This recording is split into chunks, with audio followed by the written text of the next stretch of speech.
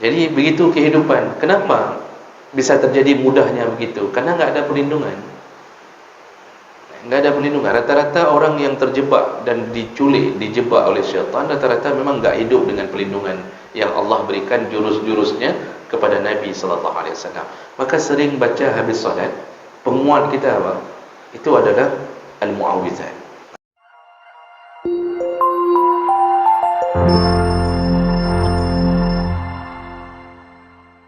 Assalamualaikum warahmatullahi wabarakatuh. Alhamdulillahirabbil alamin. Wa bi ni'matihi tatimmus shalihat. Asyhadu an la ilaha illallah wahdahu la syarika lah. Wa asyhadu anna Muhammadan 'abduhu wa rasuluhul karim. Allahumma shalli wa sallim ala nabiyyina wa sayyidina al-Mustafa Muhammadin wa ala alihi wa ashabihi ajma'in. Amma ba'd. Rabbi shrah li sadri wa yassir li amri wahlul 'uqdatam min lisani yafqahu qawli. Segala puji bagi Allah, kemudian salawat dan salam kepada Rasulullah, kepada keluarga dan seluruh sahabat-sahabatnya. Bapak-bapak dan ibu-ibu jamaah salat subuh yang Allah muliakan, insyaAllah kita akan sambung pelajaran kita, iaitu tentang amalan Nabi sallallahu alaihi wasallam dalam sehari semalam. Dan kita sudah sampai pada pembahasan Nabi ketika selesai salat itu mengucapkan zikir-zikir, dan zikir itu diajarkan kepada para sahabat. Dan tentu sebaik-baiknya zikir adalah zikir yang diajarkan Nabi sallallahu alaihi wasallam. Karena kepada beliaulah wahyu diturunkan, dan kepada beliaulah ajaran syariat ini diserahkan. Jadi jangan sampai merasa bahawa Nabi punya kekurangan atau Nabi punya kesilapan sehingga kita tidak nyaman dengan zikirnya Nabi, lalu kita lebih nyaman dengan zikir buatan sendiri. Jadi jangan sampai jatuh ke arah pikiran begitu. Baik, kita sudah bahas di minggu yang lalu bahawa Nabi setelah salat memulai dengan istighfar. Boleh macam-macam istighfar yang kita baca, yang penting istighfar dari saduran Nabi sallallahu alaihi wasallam. Lalu kemudian Nabi membaca Allahumma antas salam dan seterusnya. Lalu kemudian Nabi membaca la ilaha illallah wahdahu la syarika lah, lahul mulku wa lahul hamdu wa huwa ala kulli syai'in qadir.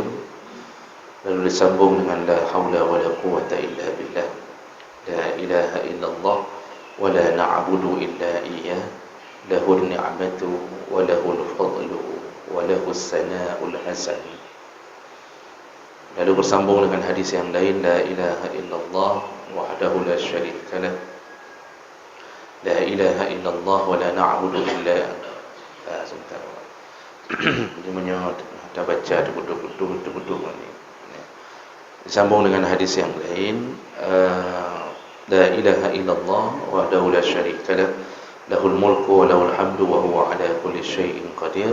Allahumma la mani'a lima a'taita wa la mu'tiya lima mana'ta wa la yanfa'u zal jaddi minkal jadd. Ini kalau kita telusuri maknanya, maka kita telah berada di dalam kepasrahan hidup kepada Allah Subhanahu wa taala. Dan kita mengakui tidak ada yang bisa melepaskan kesulitan kecuali Allah. Disitulah Allah memberikan segala-gala yang kita inginkan. Jadi ini proses memuji, mensucikan, membesarkan Allah, sekaligus merendahkan diri kita serendah-rendahnya di hadapan Allah.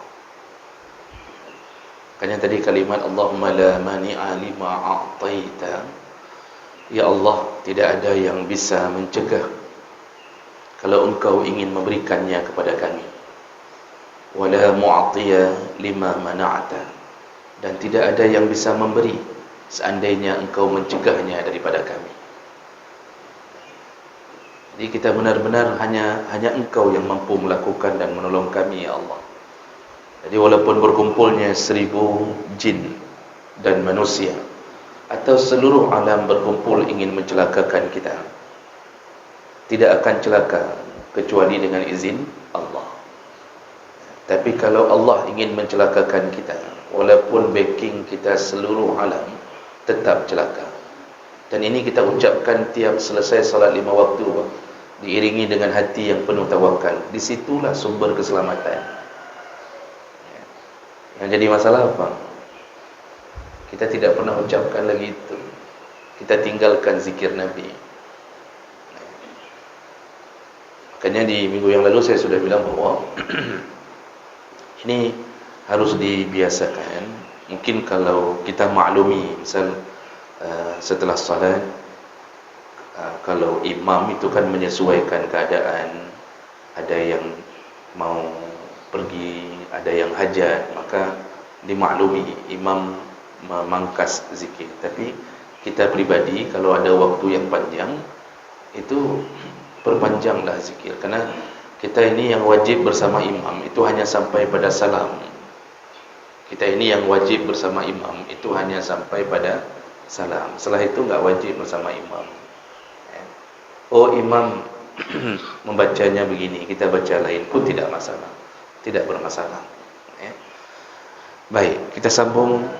Jadi setelah bacaan-bacaan itu barulah disuruh berzikir dengan subhanallah, alhamdulillah, Allahu akbar, lalu tutup dengan la ilaha illallah. Itu kita sudah sebutkan modelnya macam-macam dan semua berdasarkan hadis. Ada yang 33, 33, 33, lalu tutup dengan la ilaha illallah dikali yang ke-100. Ada juga yang model 33, 33, 33, lalu Allahu Akbarnya yang 34. Jadi tidak ada kalimat la ilaha illallah, Allahu Akbarnya 34. Ada juga yang model 25, 25, 25.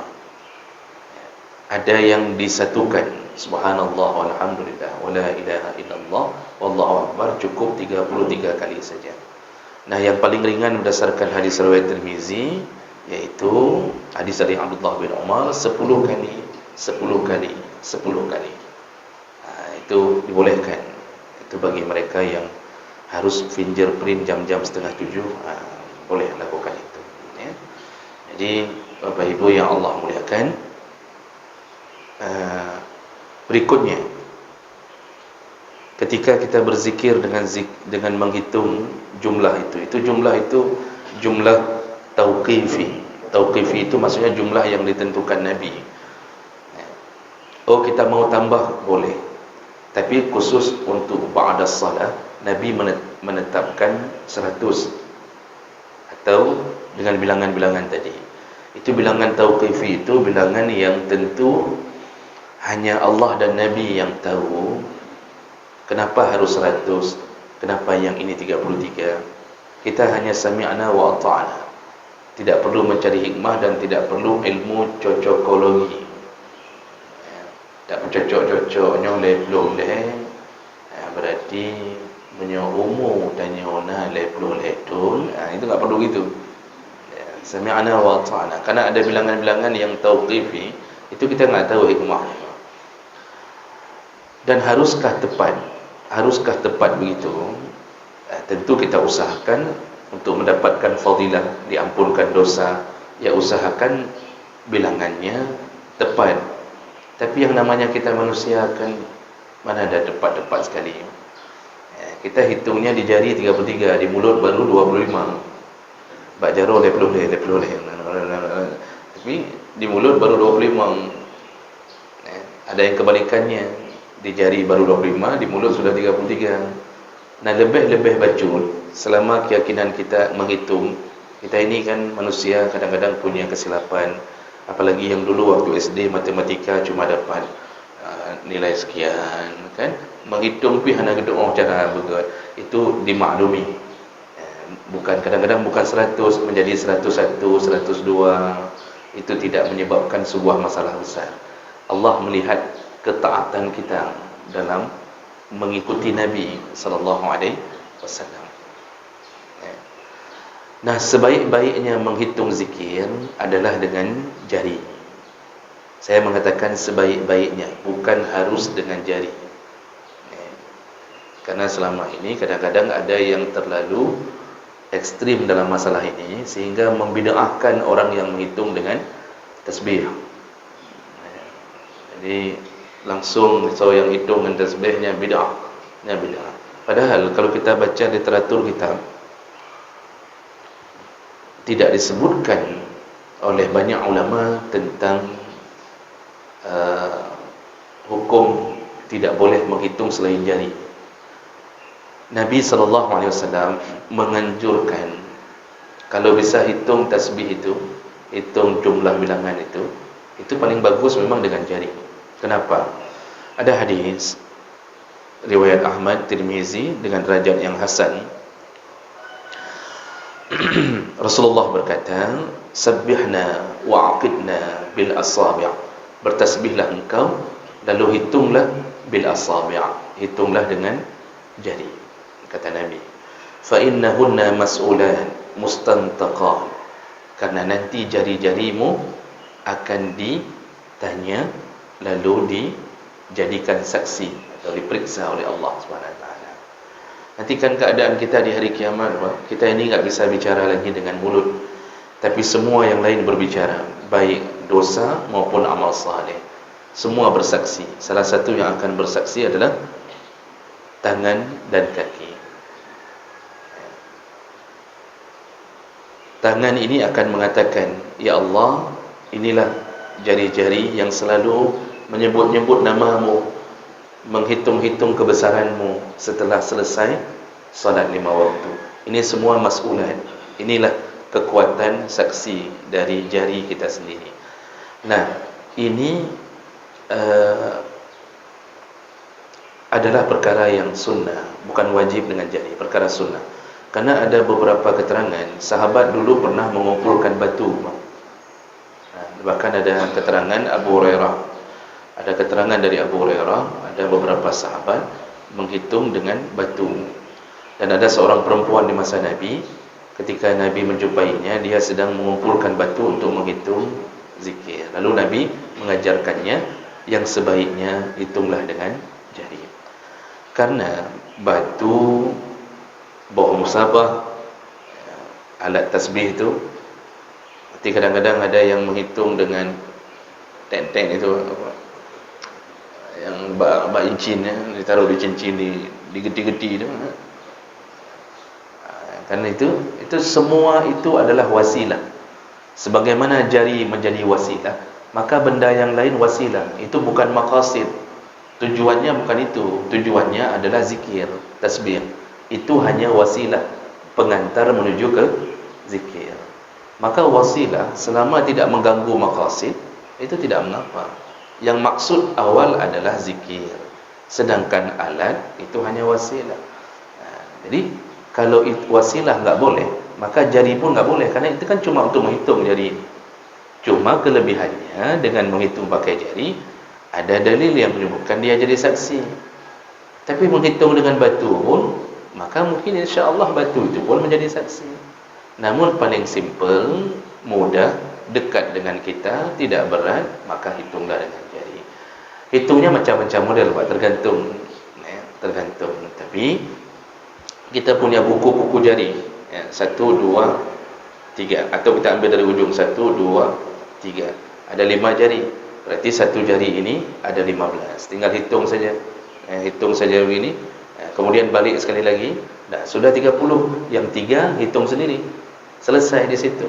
Maka biasakanlah menghitung dengan jari. Walaupun tidak mengapa insya-Allah, dan tidak masuk dalam perkara bid'ah.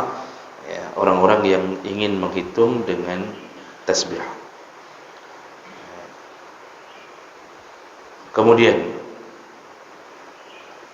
setelah membaca semua zikir-zikir, bilangan zikir-zikir, tasbih, takbir, tahmid, lalu tahlil, disunnahkan berikutnya untuk membaca ayat kursi. Disunnahkan membaca ayat kursi. Bapak Ibu yang Allah muliakan, ada beberapa hadis. Salah satunya, dan bunyinya hampir-hampir sama apa?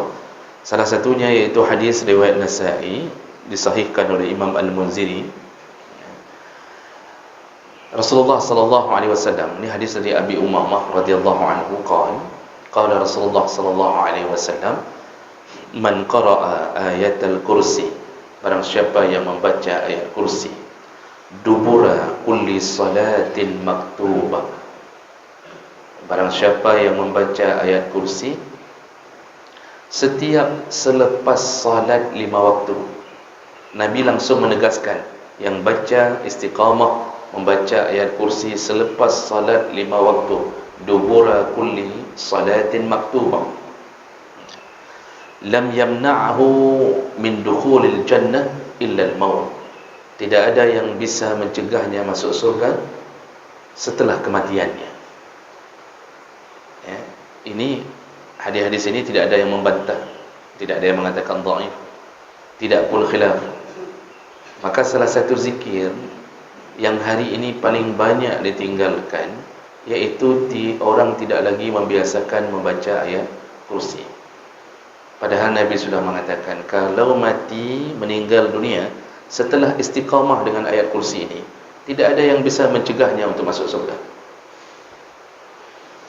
Oh, dia punya dosa besar, ya paling gara-gara dosa besar itu ya tanggung jawab lah, resiko makanya. Kalau yang belum berhenti dari pinjam-pinjam uang di bank konvensional, atau belum berhenti memberi pinjaman, menulis bank syariah, tapi juk pinjaman suruh bayar lebih, bukan mudharabah, bukan murabah, mati dalam keadaan seperti itu, resiko. Tetap dia harus transit dulu kalau Allah tidak maafkan. Tapi dengan adanya ini, otomatis nanti dia ke surga juga. Tapi paling bagus tu, kalau bisa jangan iringi hidup dengan dosa besar, sehingga tidak ada penghalang. Ayat kursi ini membuat kita lebih besar kemungkinan untuk mendapatkan surga. Karena begini, Allah itu kalau ingin memaafkan hamba, Allah maafkan walaupun penuh dengan dosa. Allah bisa ambil satu amal kecil yang dia taat dan merasa takut, khauf, diiringi raja, diiringi rasa berharap dari Allah. Ada satu amal kecil, contoh ni baca ayat kursi misal.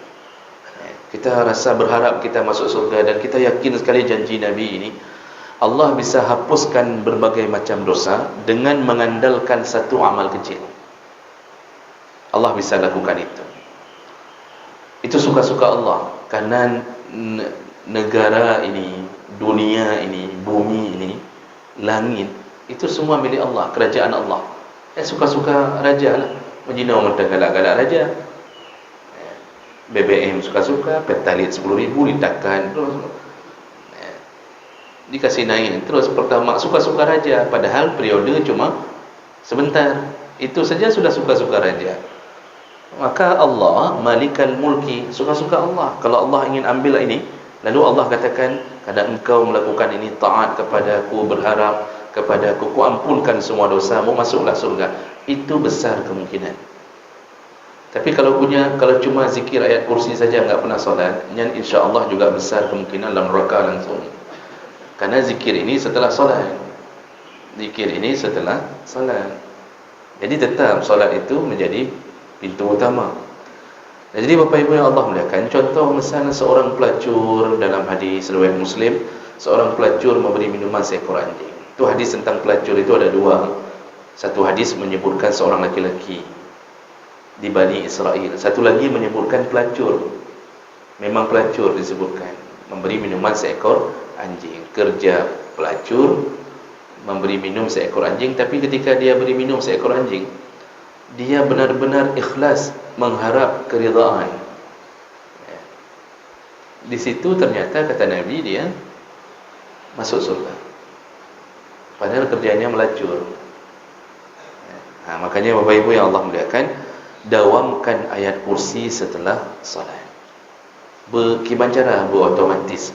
Maksudnya kita ni enggak terbangun kecuali setelah, enggak terbangun dari duduk kita kecuali setelah membaca ayat kursi. Jadi bertedeng, tenggelam.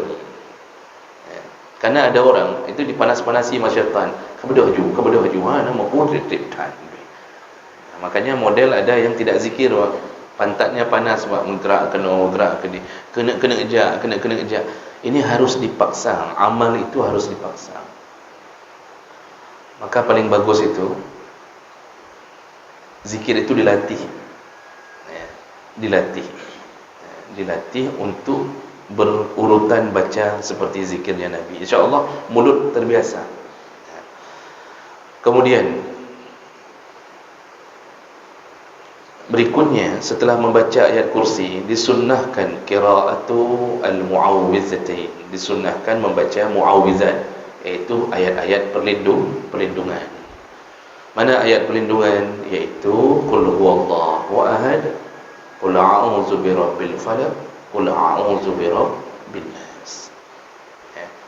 Dan ini memang disuruh baca oleh Nabi sallallahu alaihi wasallam.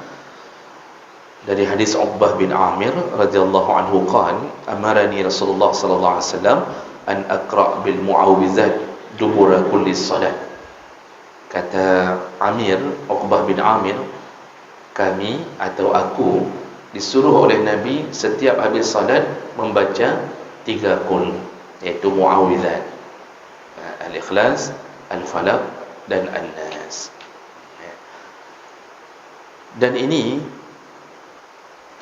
kalau khusus waktu subuh dan maghrib, itu lebih baik diulang 3 kali.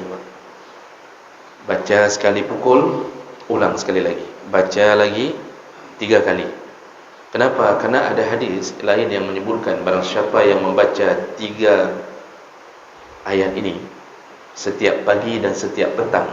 Petang itu mulai ba'dal asar sampai maghrib, pergantian hari ba'dal maghrib. Jadi boleh diutamakan ba'dal maghrib, boleh. Yang mau baca sebelumnya juga boleh. Hadis itu disebutkan oleh Nabi yang membaca 3 kali pagi, 3 kali sore, 3 ayat ini, maka Allah akan mencukupkan engkau. Allah cukupkan segala-gala keinginanmu, kebahagiaanmu, perlindungan untukmu. Maka orang yang paling payah kena sihir itu adalah orang-orang yang hidup dengan doa perlindungan. Kita ini kalau disibukkan dengan sunnah, artinya disibukkan Nabi, waktu Nabi mau tidur Nabi baca apa, lalu kita mulai mengamalkannya. Waktu Nabi bangun tidur baca apa, waktu Nabi masuk WC baca apa. Kita jaga betul itu gaya hidup Nabi.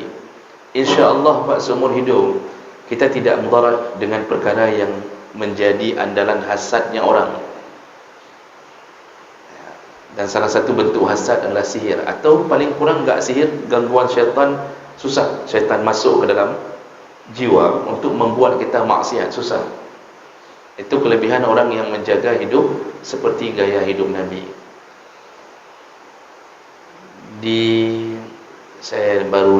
Saya lihat tayangan di YouTube, kisah nyata. Orangnya langsung cerita, mamaknya juga cerita. Ada seseorang yang mau di kampung ni Pak, di kampung. Dia orang kan buang hajatnya di sungai. Jadi orang ini namanya Eksan. Bapak boleh lihat di YouTube, judulnya Eksan diculik oleh jin. Misalnya, atau korban penculikan jin. Diawali apa Bang?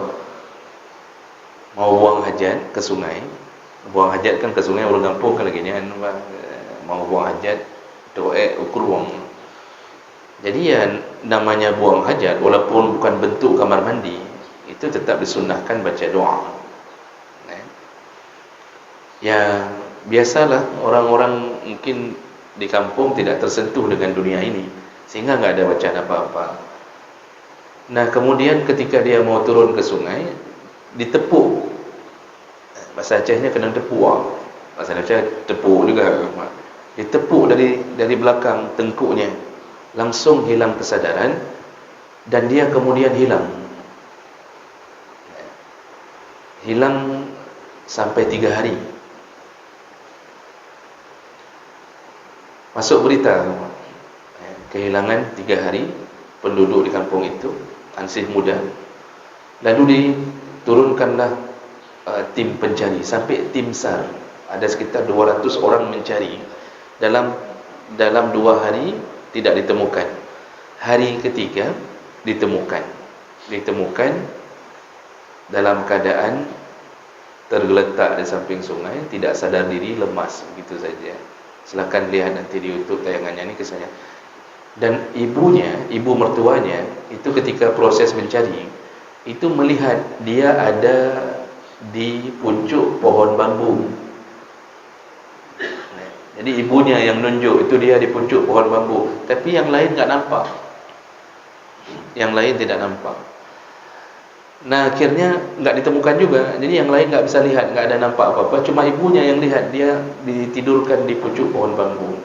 Ya, mungkin kalau bahasa kita hari ini di mele gentut kan. Ya. Gentut itu apa bahasa Indonesianya? Gentut. Genduro. Namanya orang Jawa kan genduro. Ya. 3 hari ditemukan, setelah itu dia baru bisa bicara. Nah, apa yang dia ceritakan? Ternyata dia sadar terakhir ketika ditepuk ini, setelah itu gelap. Nah, dalam kegelapan itu dia masuk ke alam lain. Dan dia berjalan bersama rombongan laki-laki dan perempuan yang wajahnya sama semuanya. Ini berdasarkan keterangan dia. Enggak bicara-bicara, dia pun enggak bisa dengar orang mencari-cari dia, menyebut-nyebut. Dia enggak bisa dengar, dia berjalannya enggak tahu ke arah mana. Terus berjalan, berputar-putar. Ya, pokoknya hidupnya di dalam selimut kegelapan. Dan ditanya oleh Ustaz Faizar, salah satu teman kami dari Mesir yang ahli ru'yah, yang sering ru'yah di Trans 7 atau Trans TV, Ustaz Faizar yang ahli ru'yahnya, alumni dari Al-Azhar juga. Ditanya bagaimana keadaan di situ. Ya kata dia, gelap, masuk gelap ya seperti sore selalu. Karena hidup syaitan itu alamnya ya begitu. Syaitan itu kan suka gelap-gelap. Jadi begitu kehidupan. Kenapa bisa terjadi mudahnya begitu? Karena enggak ada perlindungan. Enggak ada perlindungan. Rata-rata orang yang terjebak dan dijebak oleh syaitan, rata-rata memang enggak hidup dengan perlindungan yang Allah berikan jurus-jurusnya kepada Nabi sallallahu alaihi wasallam. Maka sering baca habis solat, penguat kita apa? Itu adalah al-mu'awwizat. Nah, bacanya setelah habis ayat kursi. Nah, setelah itu dalam kitab Fiqh Islami wa Adillah itu kalau mau ditambah dengan Al-Fatihah boleh. Dalam Fiqh Islami wa Adillah itu sebut kalau mau ditambah Al-Fatihah boleh. Namun kalau ditanya ada dalil khusus enggak menyebut Al-Fatihah setelah solat? Enggak ada. Ana hadis seperti kan yang lain jelas tadi ni. Dubura kulli salatil maktubah, setelah selesai solat ucapkanlah ini, ucapkanlah itu. Nah, masalah Al-Fatihah, Syekh Wahbah Zuhaili menyebutkan boleh, mengingat keumuman hadis tentang mulianya Al-Fatihah. Tapi kalau ditanya, nah hadis Tuhan yang menyuruh Al-Fatihah setelah salat, enggak ada apa? Enggak ada keterangan yang menyuruh setelah salat 5 waktu baca Al-Fatihah. Tapi dibolehkan dengan dalil umum kemuliaan Al-Fatihah. Nah, setelah itu mau bersalawat, silahkan. Perbanyak salawat, terutama di hari Jumaat, silahkan. Tapi kalau ditanya, ada dalil khusus tidak yang menyuruh salawat setelah selesai 5 waktu? Juga jawabannya sama, tidak ada. Tidak ada suruhan khusus bersalawat di setiap 5 waktu. Tapi boleh mengingat dalil-dalil umum kemuliaan bersalawat. Jadi urutannya seperti saya bilang minggu lalu, setelah kita puji Allah habis puji Allah dari A sampai Z puji Allah, lalu silahkan muliakanlah Nabi dengan cara bersalawat. Jadi bagusnya salawat itu berada di ujung. Ini baik, seperti saya sebutkan, jangan sampai kita tidak tahu posisi Allah dan Nabi sallallahu alaihi wasallam. Baik. Setelah itu, setelah baca begitu, ada beberapa kalimat yang Nabi mengajarkan langsung untuk diucapkan. Apa dia? Iaitu diantaranya dalam hadis riwayat Abu Dawud, Nasa'i dan Muaz, dari Muaz bin Jabal radhiyallahu anhu, anna Rasulullah sallallahu alaihi wasallam akhadha biyadihi. Pada suatu hari Rasulullah tiba-tiba memegang tangan Muaz bin Jabal. Lalu kemudian waqala, Rasulullah berkata, "Ya Muaz, wahai Muaz, wallahi, demi Allah," kata Nabi, "inni la uhibbuk, benar-benar aku mencintaimu." Ya. Nabi pegang tangan Muaz, tiba-tiba Nabi mengatakan, "Wallahi, demi Allah, aku benar-benar mencintaimu." Jadi sebenarnya memang mengungkapkan cinta sesama mukmin itu sunnahnya diungkapkan. Jadi ada sahabat duduk bersama Nabi dalam hadis yang lain, itu mengatakan, "Ya Rasulullah, aku mencintai orang itu." Misalnya ada orang sedang lewat, "Aku mencintainya ya Rasulullah." Kata Rasulullah, "Kamu sudah kasih tahu dia?" Kata dia, "Belum ya Rasulullah." Sekarang pergi kasih tahulah dia bahwa engkau mencintainya. Itu gaya hidup dulu. Jadi memberitahu sesama mukmin, "Aku mencintaimu." Kalau sekarang enggak bisa kita ucapkan lagi itu, Pak, kena tampar langsung di depan. Tiba-tiba kita datangi orang, kita peluk dia, "I love you." Oh, kena tampar you, Pak. Karena sekarang kita sudah kena fitnah LGBT. Tapi sebenarnya sunnahnya begitu. Sehingga dulu enggak segan mengucapkan sesama mukmin. Kenapa disunnahkan mengucapkan itu? Karena salah satu orang yang akan dibangkitkan dan mendapatkan tujuh orang, 7 golongan, bukan 7 orang, yang salah satu yang akan mendapatkan perlindungan di hari tidak ada perlindungan di hari kiamat adalah 2 sahabat mukmin yang saling mencintai karena Allah, lalu berpisah pun karena Allah. Jadi mereka berjuang bersama. Ini kan kita sesama jamaah, Pak. Orang yang pedang semayang, kita selayaknya saling mencintai, kan, bukan saling memusuhi, selayaknya. Maka lihat teman yang sesama jamaah itu, seharusnya sunnahnya kita ucapkan, "Aku mencintaimu karena Allah." Ya. Jadi ini sahabat-sahabat ini yang terus asal datang waktu azan, dia ketuk pintu sahabatnya, kita solat. Mau berdakwah, kita tegakkan amar ma'ruf di kampung, sama-sama orang solat, tegakkan. Mencintai itu menyebabkan ternyata diselamatkan Allah di padang mahsyar. Makanya dulu mengungkapkan cinta itu biasa. Ini karena kita sudah berselimut fitnah yang enggak bisa lagi kita ucapkan. Nanti dikira homo. Nah, jadi Nabi langsung mengucapkan, "Muaz, wallahi, aku mencintaimu. Demi Allah, aku mencintaimu." Ya. Faqal, lalu Rasulullah berkata, "Usika ya Muaz, karena aku mencintaimu, dengarkan wasiatku wahai Muaz. Kuwasiatkan engkau sesuatu." Apa wasiatnya? "La tada'anna fi duburi kulli salat." Jangan sekali-kali engkau tinggalkan setelah selesai salat. Kata Nabi, "Nyum wasiat Muaz, saya wasiatkan jangan sekali-kali engkau tinggalkan setelah salat." Apa? Yaitu bacaan, "Allahumma a'inni ala zikrika wa syukrika wa husni ibadati." Ini hadis sahih ni. Riwayat Abu Dawud, Tirmizi, Nasa'i dengan derajat yang sahih. Dan itu tidak menjadi budaya kita hari ini, ya. Maka setiap habis sembahyangnya disuruh ucapkan, "Allahumma a'inni ala zikrika wa syukrika wa husni ibadati." Ya. Nah, nanti setelah itu mau tutup dengan salah satu hadis dari Ali bin Abi Thalib. Namun hadis ini ada yang mengatakan dhaif, ada yang mengatakan hasan, masih ada khilaf. Ali bin Abi Thalib mengatakan, Nabi mengatakan, siapa yang mengucapkan di pagi hari dan di petang hari kalimat "Allahumma ajirna minan nar, Allahumma ajirna minan nar" 7 marrat, 7 kali. Jadi boleh diamalkan seperti mengamalkan Al-Fatihah tadi, ya. Karena ada riwayat yang lain setelah salat. disebutkan setelah solat. Riwayat juga dari Ali. Allahumma ajirna, pada kalimat sebenarnya ajirni, tapi lebih bagus dibacakan Allahumma ajirna minan nar. Ya Allah, jauhkanlah kami dari api neraka. 7 kali, ucapkan 7 kali ni, maka Allah akan menghindarkan dia dari api neraka. Bayangkan kalau setiap solat 5 waktu habis semua tuntunan Nabi, penutupnya kita baca Allahumma ajirna minan nar, Allahumma ajirna. Tapi waktu baca itu benarlah mati, ya Allah jauhkan, hindarkan kami dari api neraka. Maka Nabi mengatakan Allah hindarkan dia dari api neraka. Doa itu kuat sekali. Ada hadis lain, saya tidak hafal lagi matanya karena saya enggak semua hadis saya hafal. Ada hadis lain yang menyebutkan ketika matahari sedang terik sekali, dekat, lalu kita berjalan di bawah itu, terasa membayangkan neraka. Karena memang matahari yang sangat terik itu neraka sedang mendidih, kata Nabi.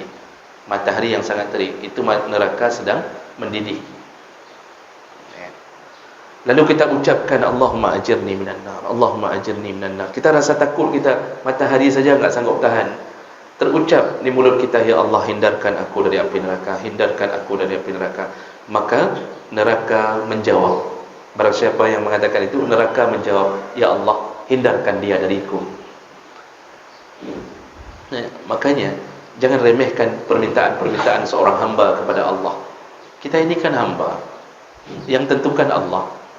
Yang namanya pemimpin di dunia saja, kalau hamba sudah merengek-rengek, pemimpin itu muncul iba. Apalagi Allah Rahman, Rahim, Afun, Karimun. Begitu kita ucapkan Allah, lihat nyawa hamba betul-betul ya ke neraka lu. Dibebaskan kita bisa bebas dengan lisan kita, dengan kalimah-kalimah kita.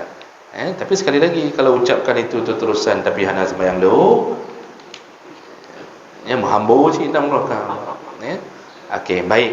Sudah, setelah itu apa lagi? Ini terakhir ini terakhir. Setelah selesai semua zikir tadi, kemudian Nabi SAW tidak langsung bangkit pulang, tapi dia menunggu terbitnya matahari. Jadi disambung dengan amalan lain. Yang mau baca Quran, yang mau ini seperti begini, ada tausiah, pengajian. Ini kan untuk ilmu ni. Dari Jabir bin Samrah radhiyallahu anhu, anna Nabi sallallahu alaihi wasallam kana iza shallal fajr, Nabi kalau sudah selesai salat subuh terutama, ni kan kita bicaranya 24 jam mengikuti alur salat.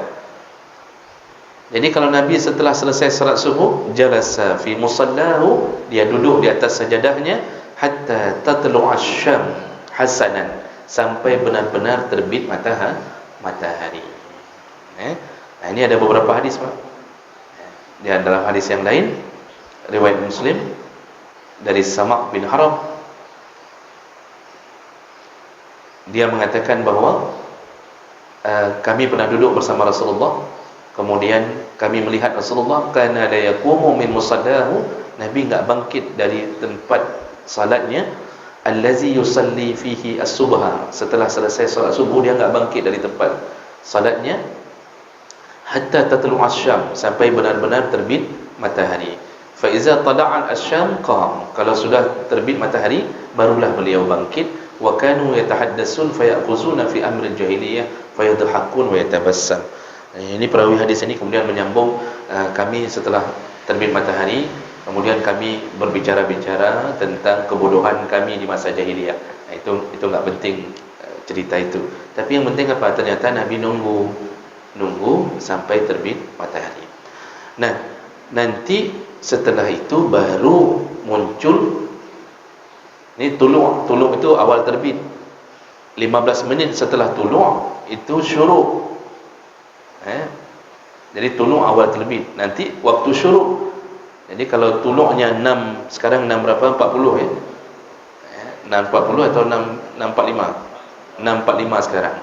Itu nanti jam 7 baru syuruk. Nah, nanti ada hadis, tapi enggak mungkin lagi kita jelaskan hari ini, karena itu lumayan panjang juga. Nah, ada hadis, nanti muncullah salat penutup amal subuh, iaitu salat isyraq atau salat syuruk. Nanti ini harus dijelaskan dengan detail supaya tidak salah faham, dan enggak mungkin hari ini. Untuk uronyo kasih boleh, Pak. Karena kita ini punya kegiatan masing-masing. Kita memang berbeza zaman. Tak mungkin kita tunggu sampai matahari terbit, karena kita harus masuk kantor. Kita tunggu matahari terbit, kemudian kita diterbitkan dari kantor kita. Ini yang susahnya, kan? Jadi kasih ke Kina Oronyo. Ada waktu 5 menit. Ada yang ingin ditanyakan apa?